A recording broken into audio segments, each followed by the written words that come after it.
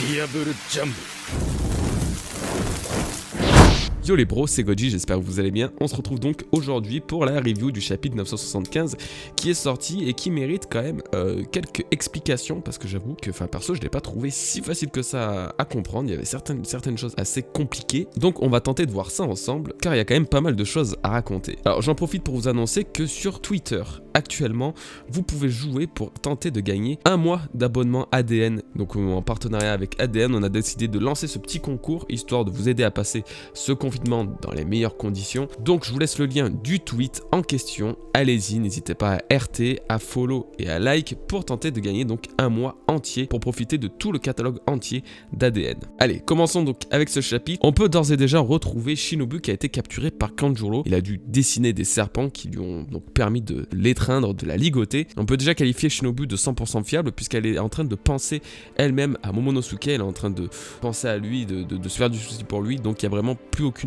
doute sur son aspect de traître. On a le bonheur de voir les Mugiwara qui sont dévoilés dans leur outfit spécial Wano Kuni, spécial Garde Onigashima surtout. Et ils sont magnifiques, ils sont incroyables. Notamment Luffy qui porte vraiment la véritable cape, c'est le roi des pirates lui-même. Il a un flow, il est incroyable. Il y a juste rien d'autre à dire, il est vraiment super beau.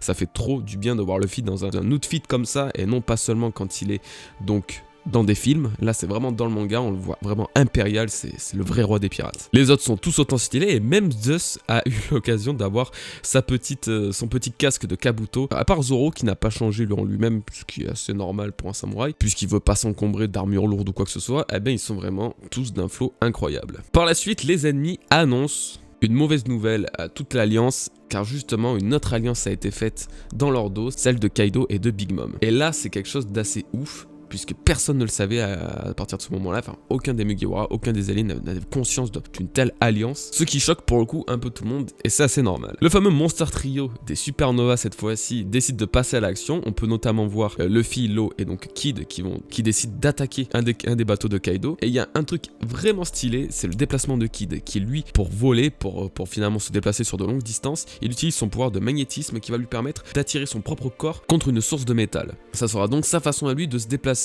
un peu plus librement que les autres, et je trouve que pour le coup Oda a bien géré l'utilisation de son flou du démon. Donc comme au bon vieux temps, on a ces trois démons finalement qui attaquent ensemble en quinconce, et c'était vraiment pour le coup une des belles scènes du chapitre, entre Luffy qui utilise son Gear Force. En fait ils utilisent tous leur technique signature pour détruire littéralement un des bateaux de l'empereur Kaido. Alors pour le coup vraiment que trois personnages comme ça arrivent à détruire un bateau d'une telle envergure, ils sont pas les mains mortes, hein. Notamment Luffy qui a carrément utilisé son Gear Force, qui n'a pas attendu, n'a pas utilisé de Gear Sword ou quoi. Et c'est à ce moment-là que t'as un certain Denjiro qui arrive, un peu comme Zoro à l'époque finalement, en découpant une partie d'un bateau ennemi. Et il se dévoile enfin au fourreau rouge. Il explique donc sa petite histoire et il enlève donc la perruque qu'il avait et qui le cachait, en fait, qui le dissimulait sous les traits de Kyoichiro. Mais en réalité, non, c'est bien et bien lui, Denjiro, qui retrouve ses anciens partenaires, ses anciens coéquipiers, ses anciens nakama, ses frères. Et c'était assez touchant. Moi, j'ai quand même une petite pensée pour sa famille, donc pour tous ceux qui le suivaient et qui n'avaient pas conscience ou pas connaissance de cette double identité, qui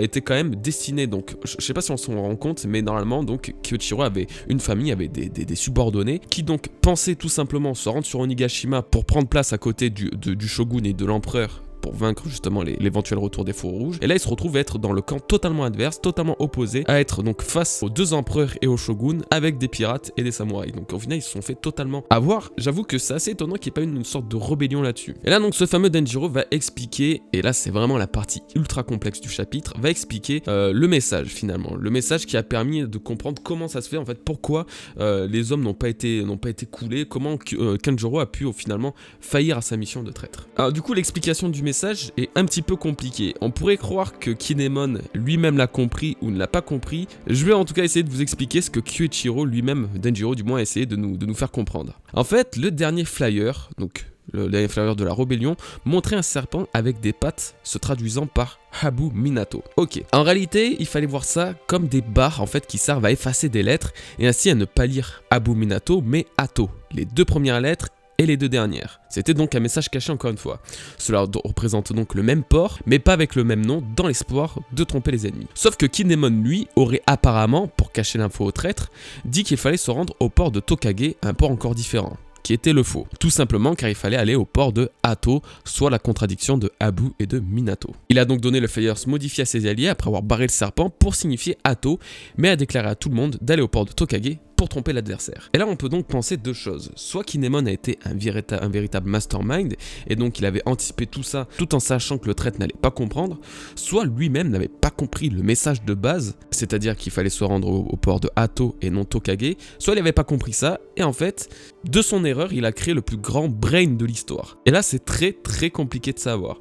Personnellement, je pense que Kinemon a compris où il fallait en venir, je pense qu'il a compris le véritable message et qu'il a donné donc de fausses infos volontairement, mais d'un côté, la façon dont a été créé le chapitre, on peut penser qu'effectivement Kinemon ne savait pas tout ça et qu'il a fait un peu au pif. Donc c'est assez compliqué de savoir réellement. En tout cas, ce chapitre était vraiment, pour la première moitié, était vraiment cool, vraiment intéressante. La deuxième a été du coup un peu plus longue, dénuée d'intérêt pour certains puisqu'il y avait moins d'action et c'était plus de l'explication de choses qui n'étaient pas forcément très simples, donc je peux comprendre. En tout cas, la semaine prochaine, il y a donc une pause et donc on se retrouvera que dans 2 semaines pour un nouveau chapitre. Voilà, moi en tout cas, j'ai prévu des vidéos pour vous faire passer le temps. Il y en aura donc une mardi et une le week-end prochain, qui d'ailleurs a un thème qui est parfaitement dans l'histoire actuelle de One Piece, ça va être un truc de ouf. Voilà, donc j'espère que vous aurez à peu près compris. On se retrouve très bientôt pour une nouvelle vidéo. Merci les bros d'avoir regardé cette petite review. N'oubliez pas d'aller participer au concours sur Twitter, et puis on se dit donc à très bientôt. Peace les bros.